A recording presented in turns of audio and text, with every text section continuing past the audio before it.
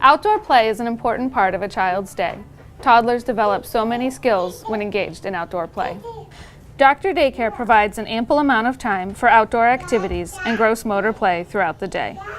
During the warmer months, children need sunscreen. Sunscreen is typically applied to each child prior to transitioning to outdoor play. Parents can choose to use Dr. Daycare sunscreen or bring in their own. Please check their permission slip for information. In colder months, children should wear coats, hats, and mittens that they wore to school. If the child is not wearing appropriate outdoor play clothing, for example, the child has no mittens in the middle of winter, contact your administrator. As you may know, trying to line up a group of toddlers is not effective or age appropriate. To transition to outside play, have a planned transition activity when going outside. You may consider taking out small groups of up to 6 toddlers at a time. Before leaving the classroom, please be sure all your children are accounted for on your sign-in sheet and hourly counts. Then count the children. Bring your classroom binder and iPad with the Tadpoles app outside with you. Make counting your children a part of your transition activity. All children will enjoy outdoor play at Dr. Daycare.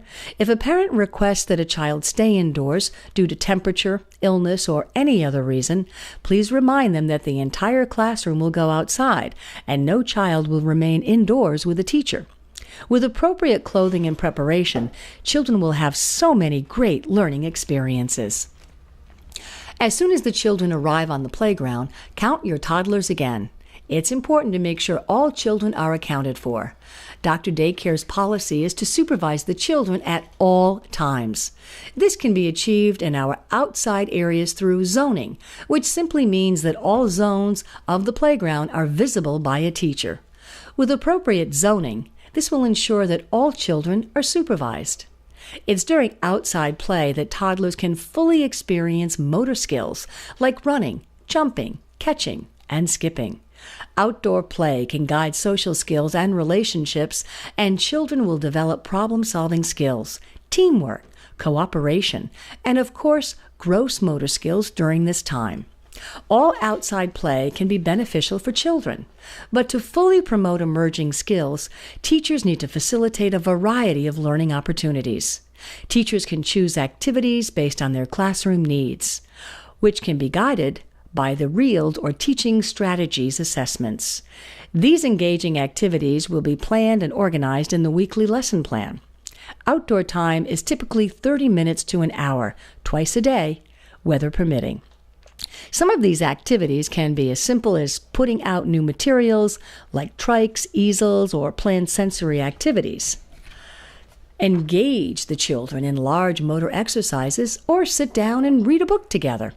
Here are some examples of activities that you can try in your playground.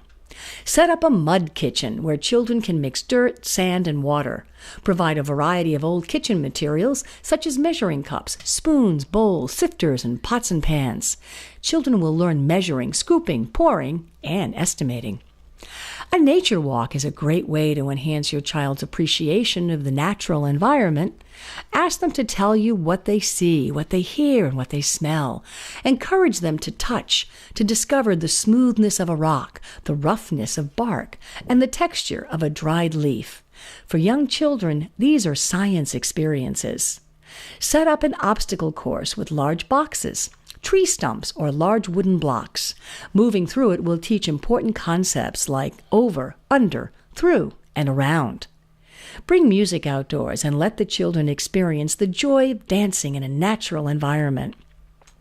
Make a banging wall by hanging pots, pans, metal bowls, bells, and so many more objects for children to bang on to experiment the different sounds that items of different shapes and size have.